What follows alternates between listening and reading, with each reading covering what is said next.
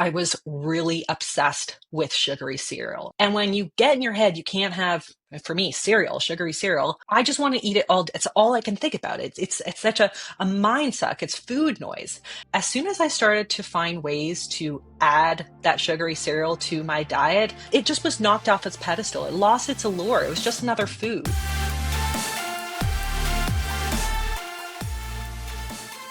What's going on, everybody? Hey, you guys, welcome back to the Macro Hour. And today I've got an incredible guest here joining us. This is Abbey Sharp. She's on with us today. She is a registered dietitian. She's a content creator. She's the host of her own podcast called The Bite Back with Abbey Sharp. And she's co-founder of the New Theory. Am I saying that right? Yes, you are new. Sweet. All right. And that is a gut-friendly supplement brand for women.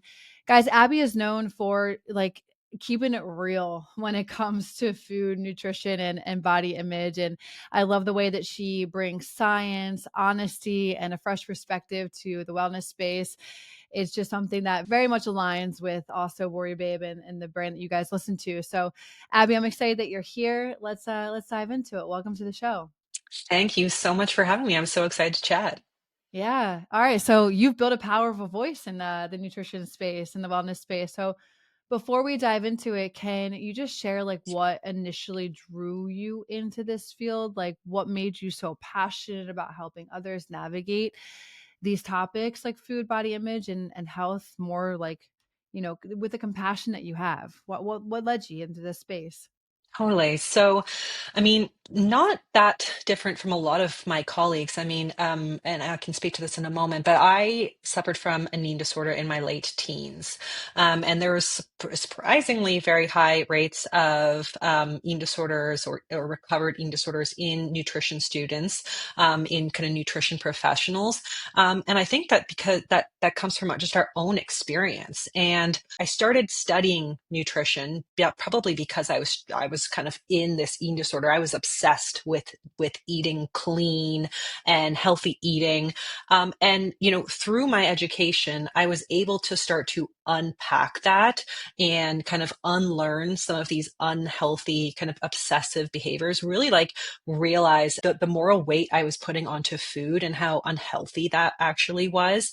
And once I dug deeper into the science, I was really able to get better in tune with my own body's needs and also kind of uncouple kind of the foods I was choosing from my own worth. Once I became a registered dietitian, I knew I wanted to speak out speak out against the dangers of diet culture because they burned me bad. And I was seeing, and this was before social media. I was struggling when I was 18, 19. There was no TikTok at this time. There were no what I eat in a days. There were no body checking nonstop online. I can only imagine how much harder it would have been for me to go through that when I was constantly bombarded by the nonstop restrictive messaging and the body checks. So watching this all unfold now, as a person on the other side of recovery, I knew I had to speak out. I knew I had to help people understand the dangers of a lot of this content, and not just for physical health, but also for emotional health. And these are things that women, young and old, are struggling with. They struggle with their whole lives. That was really the inspiration for going into the field, and where I really kind of got my name known. There was a very popular frugivore, basically like a raw fruitarian vegan YouTuber at the time, who was making videos recommending just eating fruit. And there were countless young girls who were messaging me being like, I'm just eating fruit and I'm, gaining so much weight, or my blood sugars are out of control, or blah, blah, blah, blah, blah. And I was like, we got to unpack this as a team here, folks. And so that's really where my brand kind of took off.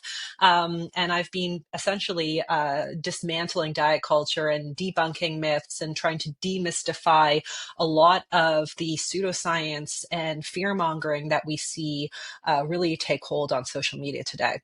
That's so powerful. One, I thank you for sharing the struggles that you went through, and then also taking that and being able to turn it for the positive, to be able to share it with those that need to hear the truth behind Mhm. what you were struggling with. And yeah, what's it's just crazy nowadays that what diet culture has turned into, and how it is so fear mongering with like the no carbs and like all these different trends to be following. So thank you for the work that you're doing, and I want to dive into, I have a couple buckets that I want to navigate with you on this episode. One first being in the rise of like the skinny talk. Mhm. You've spoken out about the dangers of skinny talk. Can you explain like what it is for those that maybe have not heard what that is? And then also like, why is it so pervasive? Yeah, yeah, those are great questions. So, if you are lucky enough to not have been, on Skinny Talk or getting kind of down that rabbit hole, it's essentially a subculture on TikTok that's glorifying extreme fitness, often promoting, disorder behaviors in under the guise of kind of wellness or health or discipline or femininity, even. And it's really just like this algorithmic driven rabbit hole where users are, served video after video after video of unrealistic body ideals, very restrictive low calorie what in a days, thinspo images like repackaged with pastel fonts and wellness hashtags. And all of this is bound up in this messaging suggesting that, discipline is this moral virtue. And, it weaponizes a lot of the language around self-care to actually be about suffering.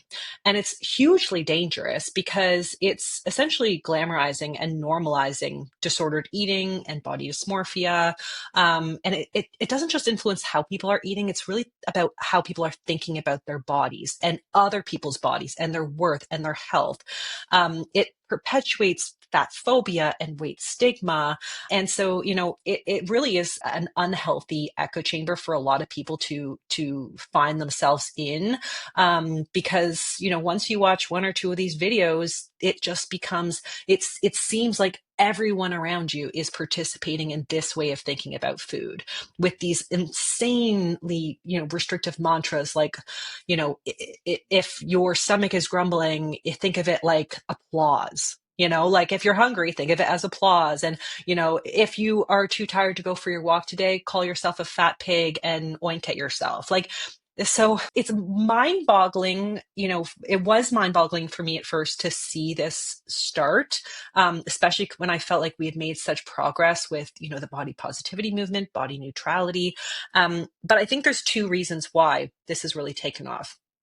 One is that, we spent so long in this kind of like wellness culture interpretation of diet culture, where we were talking about like clean eating and people going on detoxes or cleanses.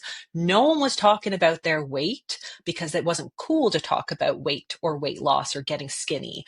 We were talking about, cleansing or detoxing or doing things to make us feel good.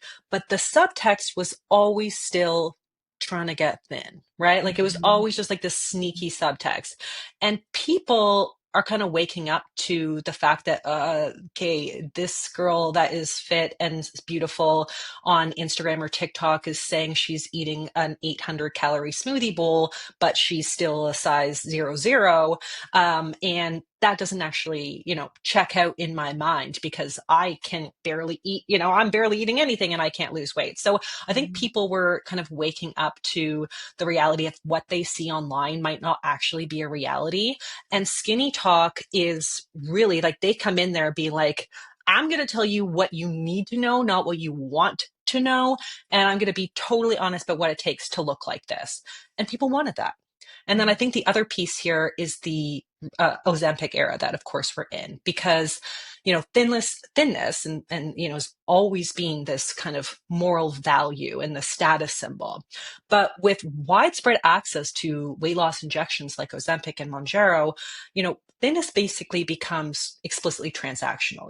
If you can afford it and you can find a doctor to prescribe it, you can buy thinness. You can bypass, maintaining thinness the quote unquote hard way. And so these folks there's this moral counter movement with this no pain, no gain mantra, because this is threatening those who have, built identity capital around being thin and doing so the kind of quote unquote hard way. Yeah, it's scary, right? It's like It they're is. like people are it feels like we have to like the language has been we have to punish our bodies in order to get the result.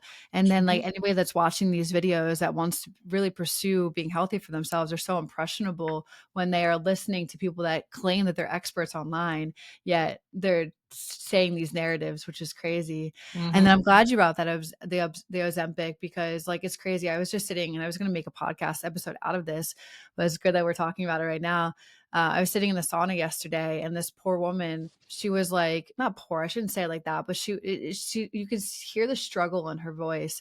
She looked at me and she was like, "Wow, you have really nice arms." I'm like, "Thank you so much, I appreciate that." She's like, "Yeah, I just lost like 43 pounds within the last year." I'm like, "Wow, that's awesome. How'd you do it?" She's like, "I've been taking Monjaro," and I was like, and then you could just hear the decline in her voice. It was like, and it's really just like it made me lose all of my muscle and it just made my hormones like flip upside down. And she's Hmm. like, "Yeah, I know, I went that route." And I'm like, it's okay that you did. I don't want you to feel like you're broken or like something's wrong with you, but there's another way out of it. Like there's a positive way that you can lean off of it. So it's like I don't want women to think like these, and just like your message too as well, it's like I don't want women to think these are the end all be all because it's what social media is saying you should do this and it's a quick way to get results. Hmm. So I love that you brought that up, and I love that this is like your message and what you speak on. You Right. mentioned though there the body positivity. The like we just a few years ago we saw like that Hmm. huge like body positivity wave online. How did we shift so quickly back into this like thin obsessed content? Like is it because of the algorithm or is it deeper than like what we're consuming? Is it more of like our perspective and mentalities on it? Like why did we dive back into it so quickly? There are probably a lot of reasons and social reasons. I think, there's no question that weight loss injections have probably played a role because, again, thinness is just more accessible in some ways to people. And when it really started with the celebrities, and when celebrities start using it because they are the first to kind of have access to a lot of these kinds of opportunities, all of our plus size or larger body celebrities, role models, influencers, they kind of just started to shrink. And so the representation, it kind of shrinks. And so I think that, what we see over and over and over again just becomes normalized until it is Mhm. just kind of like, of course you go on Ozempic, like it started out as this like fringe thing, like, oh my God, you're going to take a weight loss injection. And now, I mean, you can speak to anybody who lives in LA or California, and it's just like, yeah, everybody I know is on Ozempic kind of thing. So I think there's that. And I think also something has to be said for just the general state of the world right now. There's a lot of uncertainty in basically every single aspect of life right now, whether it's, political, AI, financial, economic, all of those kinds of things. And so our bodies often become we feel at least that it's one of the only things that we can actually control. And Mm, so I think that that also may have played a bit of a role in it, something that it's almost like a project, right? And again, it's just like once we see it a couple times, the algorithm blows it up and it seems like it's everybody's thin now. And the expectation is that you shall be too. crazy, crazy, crazy. So you have such a large platform. How do you navigate speaking up, while staying so grounded in your message and not getting sucked into the trends? Like, Hmm. because the way I look at it as Ozempic, it's like they're just repackaging up all of the old quick fixes and that it's like over the it's just a repackaged in a different way. So like Absolutely. how do you stay so grounded, and not falling into these sucked into these trends? Yeah, I think for me, it really comes down to just remembering like my why. And I didn't build this platform to kind of be trendy. I built it to empower people to feel safe in their body and confident in their choices. So obviously, you got to engage with trending topics to start conversations, but I never want to perpetuate shame. And I always want to take that trending topic and spin it into evidence and truth. And it's really all about, for me, balancing meeting people where they are and connecting with them on the topics and questions that they are actually grappling with, even if in my mind as an expert, I'm like, oh my gosh, are we still hung up on that? Like, are we still not understanding that that's a myth? But you have to try to see it from their perspective, based on the kind of content that they are being fed constantly without feeding into the BS machine. So I always take that like little, like, okay, where could they have gotten that outlandish idea? Try to zone in on that, acknowledge it, and then try to really break it down for people in kind of really bite-sized pieces. Heck yeah, I love that so much. I think it's about bringing the awareness to where they're at. Hmm. I love that. That saying, "Meet them where they're at," is something that I say too as well. Mm-hmm. It's just understanding what stories, what narratives, what limiting beliefs, or what is where is their perspective coming from, and how can you just change the narrative for them and help them see a Hmm. different empowered view on the situation. So, okay, cool. I want to dive into the next bucket that I have for you. One being the first question that I have for you is you coined the term hunger crushing combo. I love Hmm. that. Yeah. Can you explain like what that means and why it's such a game changer? Absolutely. Yeah. So this is really, it's been my signature framework for building satisfying, satiating meals. And like most kind of quote unquote diets out there, which are constantly telling you, okay, you need to cut this out, you need to cut calories or remove these foods from your diet. This is an additive approach to eating well. And it encourages you to add to your meals protein, fiber, and healthy fats. And we do that because we know that these hunger crushing compounds help to stabilize blood sugar, curb emotional and physical cravings, help you stay fuller longer, and they get you the best nutrient bang for your caloric buck. And they do that without denial or deprivation. So basically it's shifting the mindset. When we think about what we're adding, not what we're taking away, we're shifting the mindset from one of scarcity mentality to a world of abundance. And that is really important for the sustainability of any way of eating, because as soon as we start thinking constantly about like, oh, I can't have carbs or I can't have sugar because this is what my diet says or whatever, you're going to want those carbs so damn bad that you will binge. And then, diet starts again tomorrow, right? It's this whole binge, restrict, repent, repeat cycle.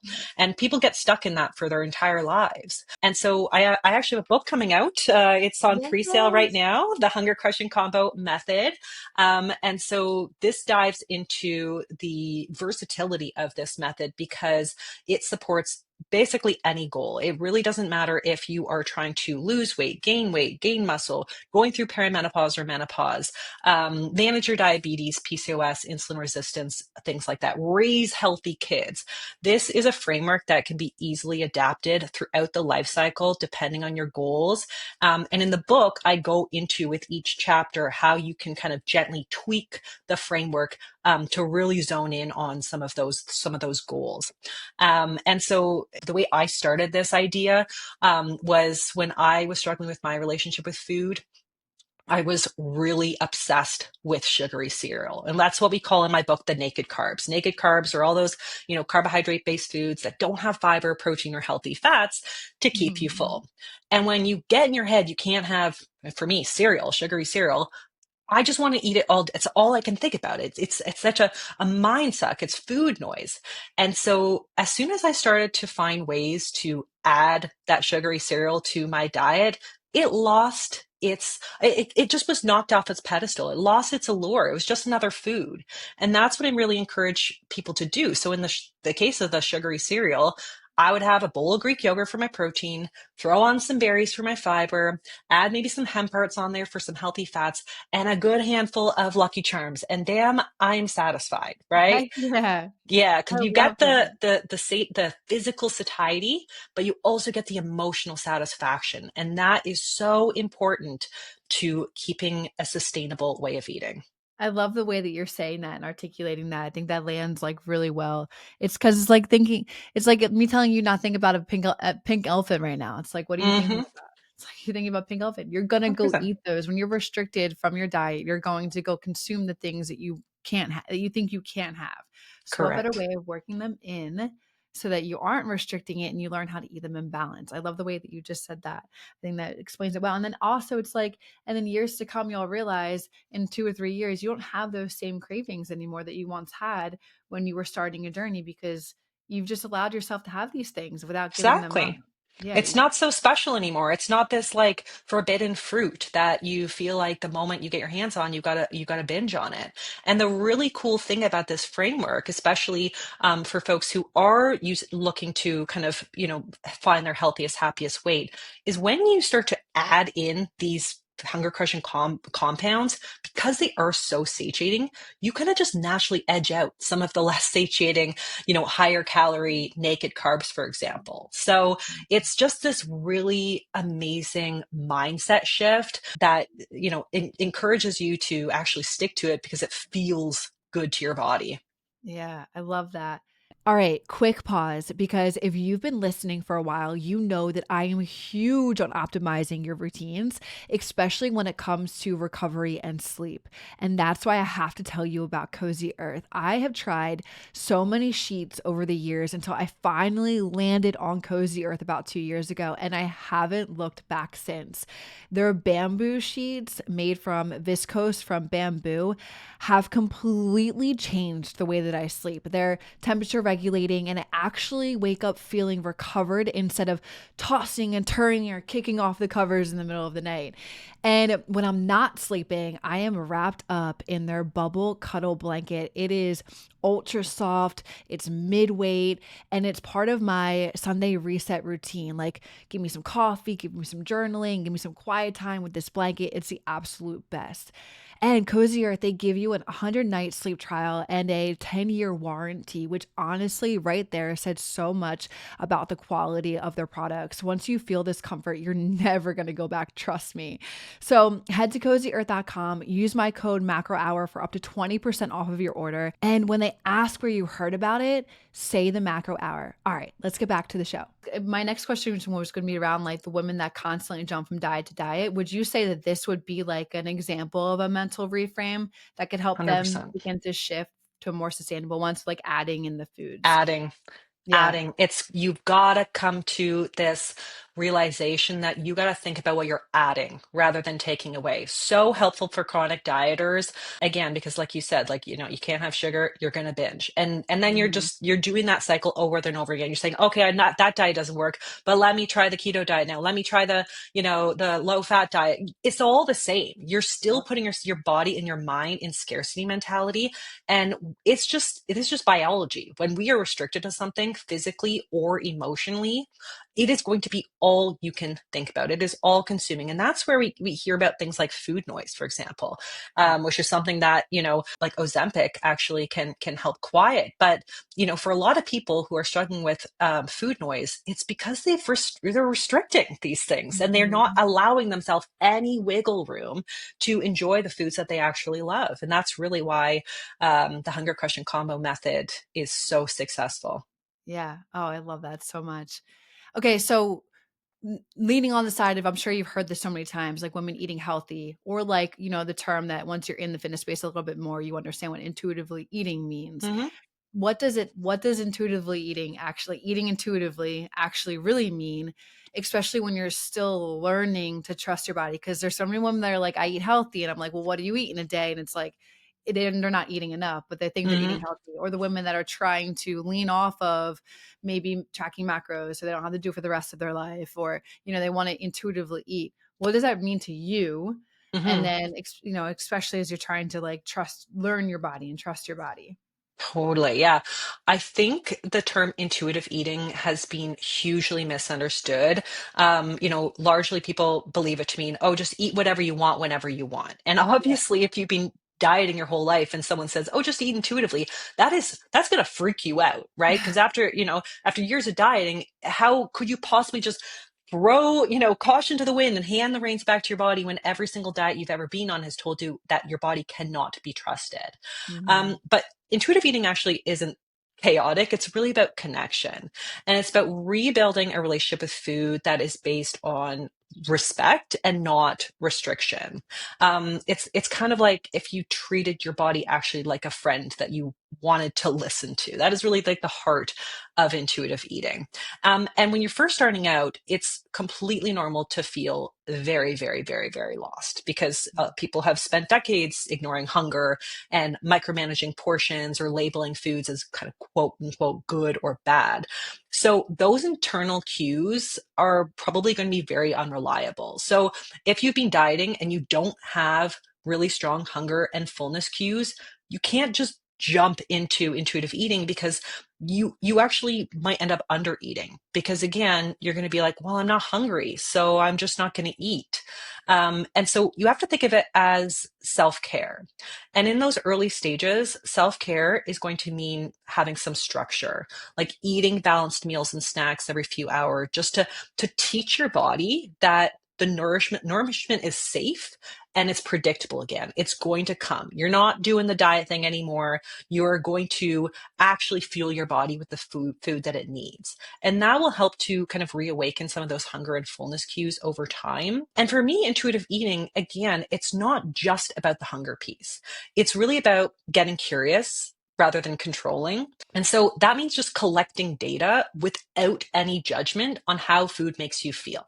So, for example, you might in the morning run out of the door, have a piece of toast, and you might just notice completely without judgment that you're hungry again in an hour. And you're like, okay, a piece of toast with butter like doesn't really hold me that long.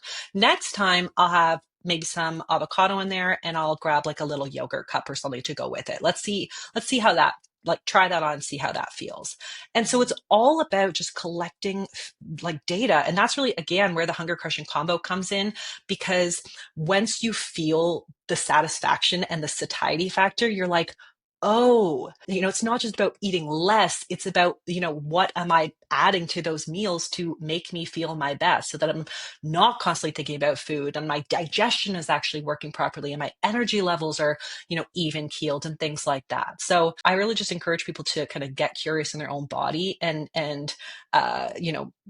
see the cues and the messages that your body is sending you without judgment.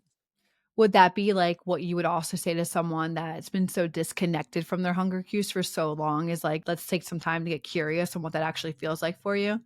Absolutely. And especially if you have been disconnected from your hunger cues, whether that's from, chronic dieting, disordered eating disorders, things like that, that will likely require some kind of what we call like mechanical feeding, where, you're not going to be hungry for necessarily first thing in the morning, but you're going to have a meal. And that's going to feel weird at first because you're like, why am I eating when I'm not hungry? But very soon your body's going to be like, oh, food is coming. I don't need to like, hold on to this and conserve and like not give you any actual data on what your body needs and feels because you've just been ignoring me for so long.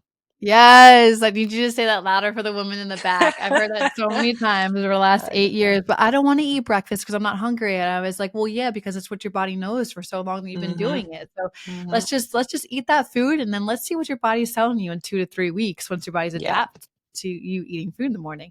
And then Yeah. 2 to 3 weeks later, you're like, "How have I gone this long without eating any breakfast?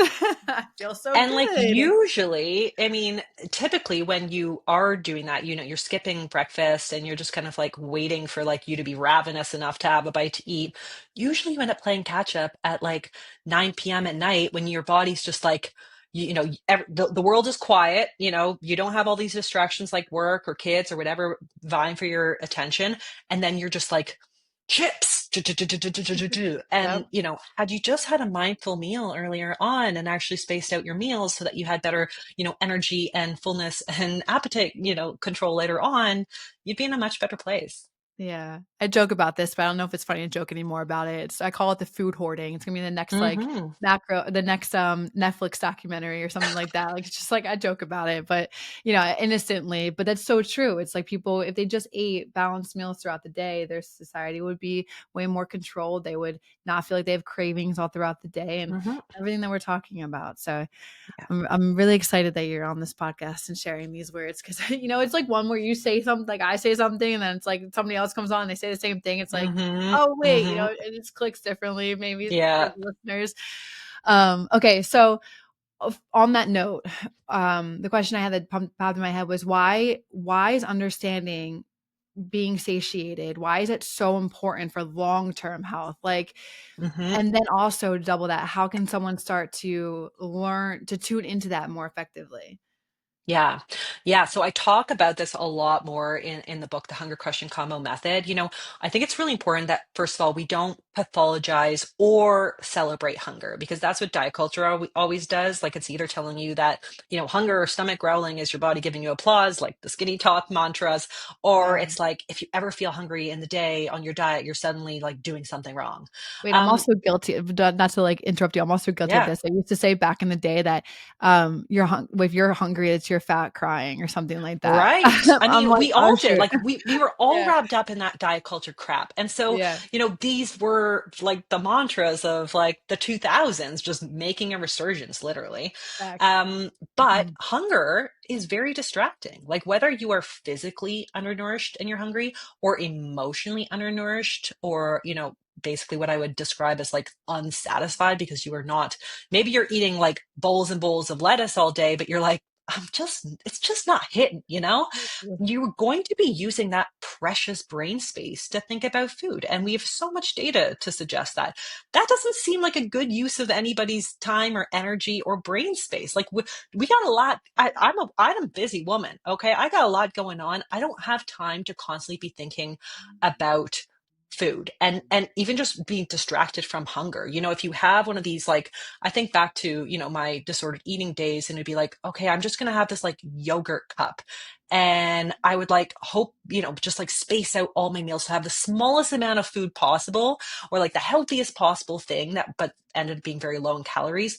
But then I'm like an hour later, I'm still thinking about food, of course, Mm. because I haven't had a satiating, hunger crushing combo. And so learning to respect and respond to your body's hunger and satiety cues is really like turning down the volume on diet culture's noise and just tuning back to your own body frequency. And that is going to help you reach your healthiest, happiest weight, whether you are have been under eating and chronic dieting, and maybe that's not serving you well either from, your hormone levels, your energy levels, and getting to a better place there. Or you've been stuck in this kind of diet culture hamster wheel of like trying a diet for a week and then just like binging out of control. And so you've never really been able to get to a place where you can trust your hunger and fullness cues and what your body actually needs. So yeah, we really, it's all about learning how food and our hunger and fullness serves us and working with those cues rather than fighting them.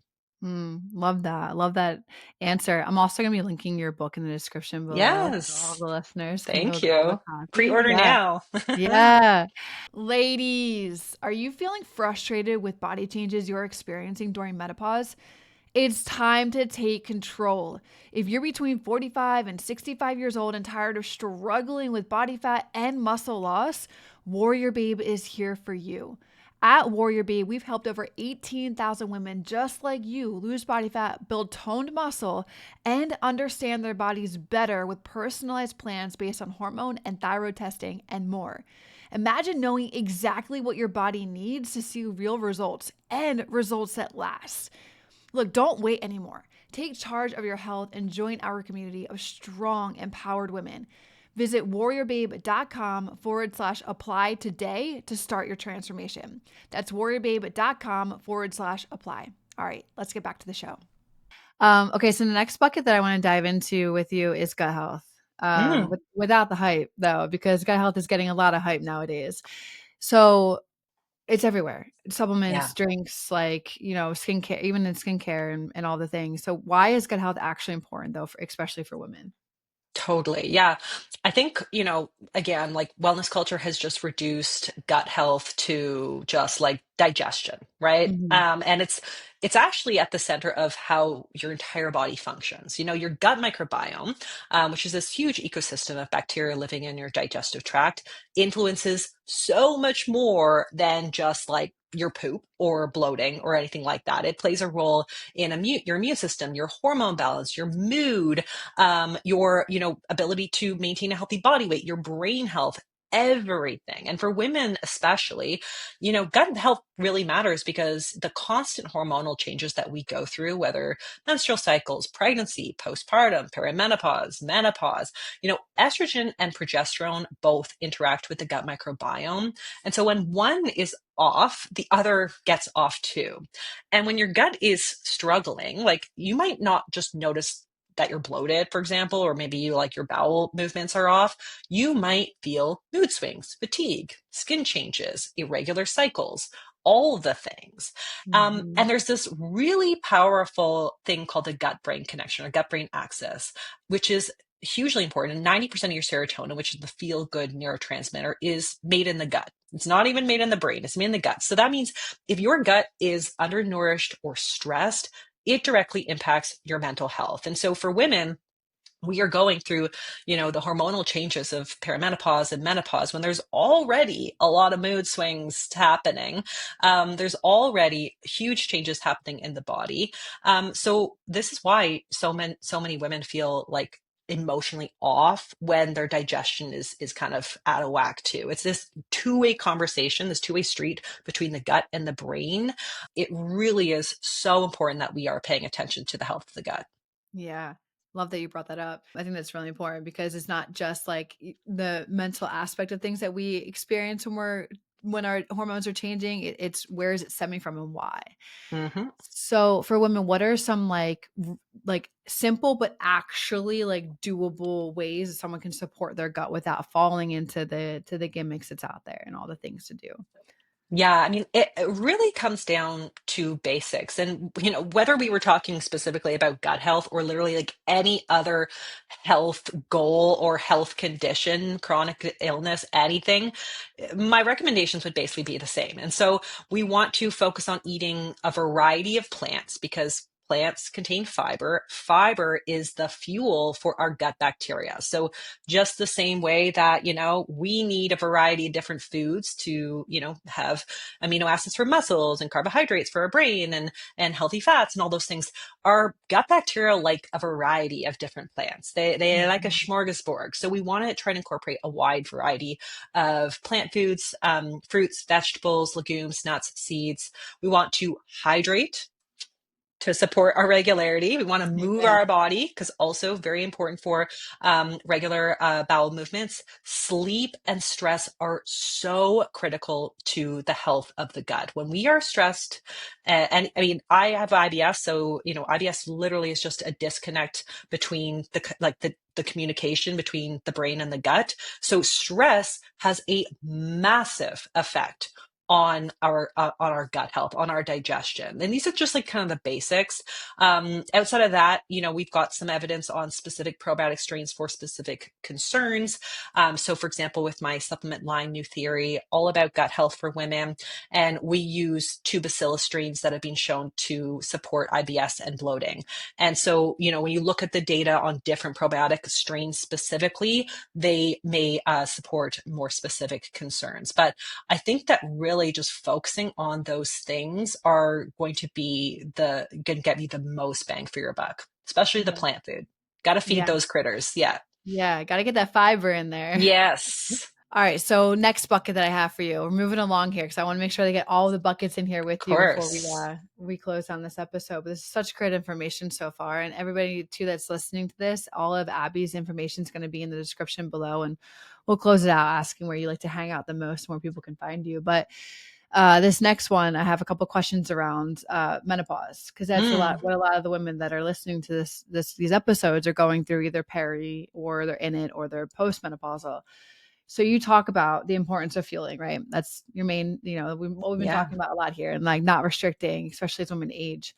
What are some of the key things, key shifts that women need to make in their nutrition during midlife to support what their hormones are experiencing? A lot of people think, especially as they are getting to their 40s, they're like, oh, my metabolism is just like shut down. And actually, when you look at the data, your metabolism stays relatively consistent until you're about 70. And then it starts to reduce after that.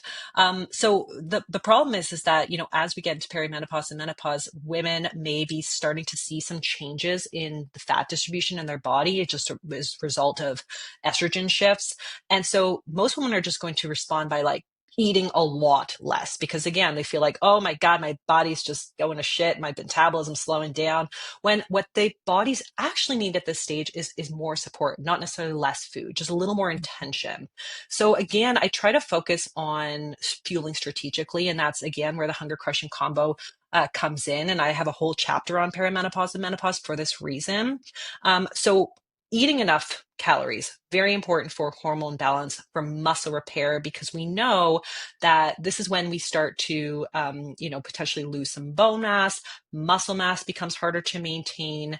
And so prioritizing protein at, ideally every meal and most snacks, very important to protect against age-related muscle loss. And so that is really key. Complex carbohydrates with fiber also important because again, when we are going through perimenopause and menopause, we might be experiencing changes in our bowel habits, more bloating, more gas, just all sorts of unpleasant symptoms. And the fiber is really going to be important for that as well. And then not fearing fat. So healthy fats, Mhm. fish, olive oil, avocado, nuts, seeds, all important for brain function, skin health, hormone production. And so for me, it's all about, it's less about cutting back and more about shifting focus towards foods that like keep you feeling strong, nourish, and resilient through all these changes that your body's navigating. I love that. And I want you to unpack really quick for me. You Mm, touched on age promoting muscle loss. So, like, why mm. protein's important. Why is protein important for in protein timing and the quality? Why is it such a game changer for women after, before and after menopause? Yeah, ultimately, these are things that we want to be focusing on all the time, especially when we can really, build muscle in our younger years when it's a little bit easier. But yeah, protein is absolutely king here. I call it the king of the satiety hierarchy, so it's going to keep you full longer. For most women going through perimenopause and menopause, we should be aiming for about 1.2 to 1.6, 1.8 grams of protein per kilogram of body weight, or a little higher if there's fat loss goals in place as well. And it's really important that we are eating protein, getting enough protein to prevent our body from kind of cutting into our muscle, our metabolic muscle mass. I also really love, we talked about the importance of plants earlier for the gut microbiome, but there are some specific foods like soy-based foods that are particularly powerful in perimenopause and menopause because they contain compounds called isoflavones, which are a type of phytoestrogen that mimics estrogen in the body. And as our natural estrogen declines, upping that intake of soy may help to reduce the risk of bone and muscle loss. Plus, it's been shown to help support, symptoms like hot flashes, anxiety, depression. And so, my recommendation is all about trying to spread out our protein as best as we can throughout the day. We know now, we used to think that like, oh, okay, your body was like really, really hyper specific on like how much it can use, but we don't need to totally stress too much about getting like perfect 30-gram portions every 3 hours. But we know that getting our protein spread out versus just like having no protein all day and then having like a 16-hour porterhouse steak, it's not going to optimize our muscle protein synthesis. And also, it's not going to optimize our energy levels as well. So I do recommend trying to get that protein in every meal and most snacks. And then when it comes to protein quality, a lot of the discussion around that has been like animal versus plant proteins, because a lot of plant proteins are not considered kind of quote unquote complete proteins, which means that they are missing one or more amino acids that can support muscle protein synthesis. We now know that our body's really smart and it does keep a little reservoir of amino acids. So you don't need to like combine specific plant-based proteins together to get the same, all your amino acids at the same time. As long as you're getting a variety of plant-based protein sources or plant protein sources in general, you're generally good.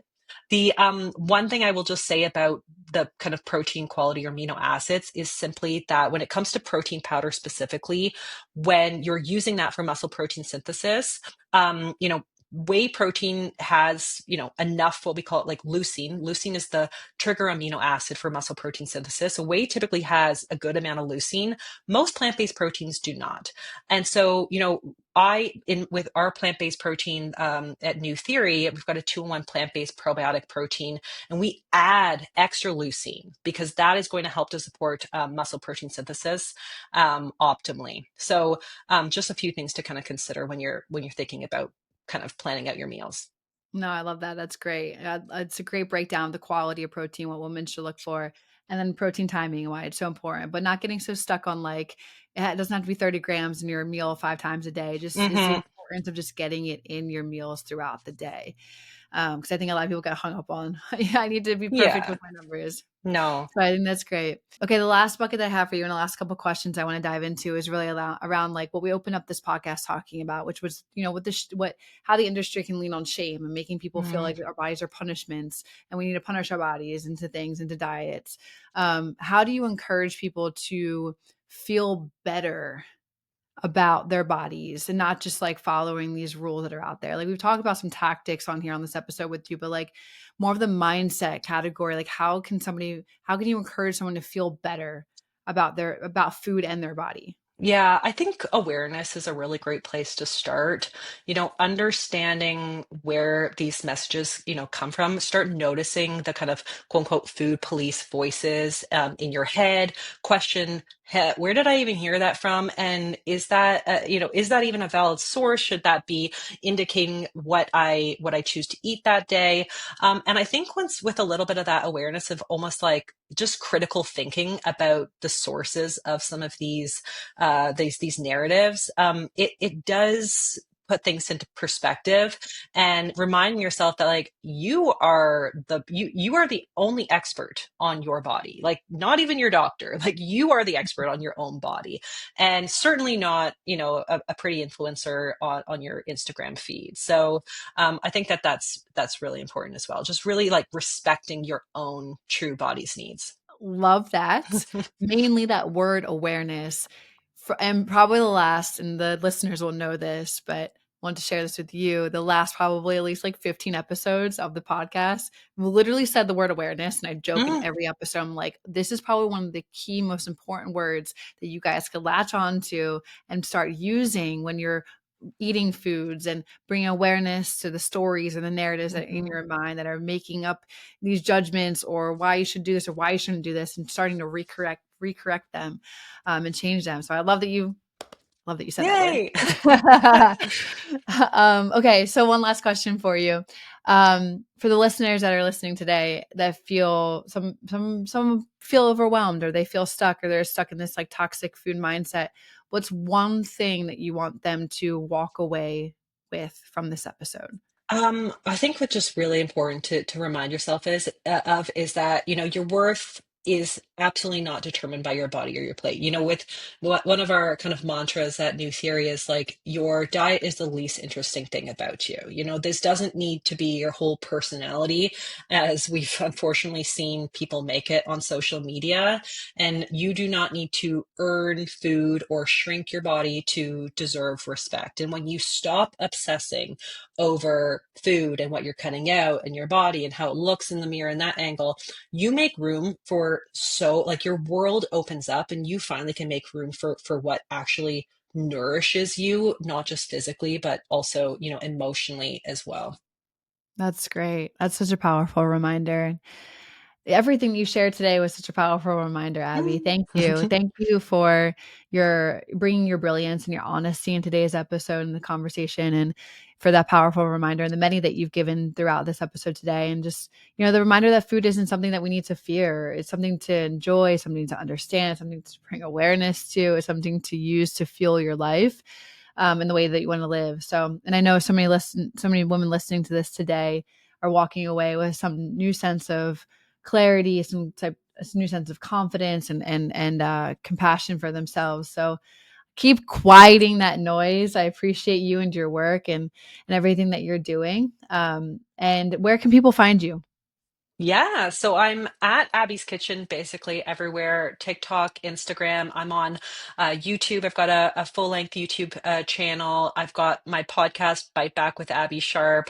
You can pre-order the brand new Hunger Crushing Combo method. Anywhere you get your books or audiobooks.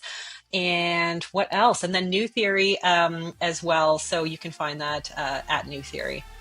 Cool beans. Awesome, Abby. Thank you so much for being on. Thank you. Hey, really quick, before you go, I have one small favor to ask. If this episode brought you value or sparked something in you, take just a moment to hit that review button. Your rating and review make all of the difference, helping more women discover the tools they need to transform the fitness and their confidence. It takes less than a minute, but it can change the path of someone else's journey. Thank you so much for leaving that review. I appreciate you so much.